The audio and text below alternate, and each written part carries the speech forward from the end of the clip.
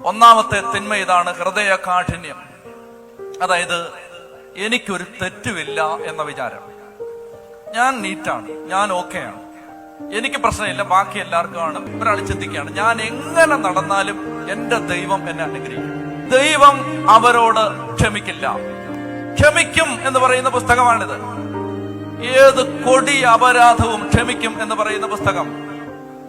10 പേരെ പച്ചയ്ക്ക് കത്തിമുനത്തുമ്പിൽ കോർത്തെടുത്ത മഹാപരാധികളോട് ക്ഷമിച്ചിട്ടുണ്ട് ദൈവം.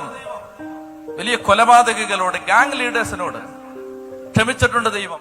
ഏത് കൊടിയ അപരാധവും സമസ്താപരാധങ്ങളും ദൈവം ക്ഷമിക്കുമെന്ന് പറയുന്ന പുസ്തകമാണിത്. ക്ഷമിക്കുമെന്ന് പറയാനാണ് ദൈവം മനുഷ്യനായത്. ആ പുസ്തകം പറയുകയാണ് ക്ഷമിക്കില്ല, ക്ഷമിക്കില്ല. ആരോട് ക്ഷമിക്കില്ല? എനിക്കൊരു തെറ്റുമില്ല. I'm totally clean, I am mister clean.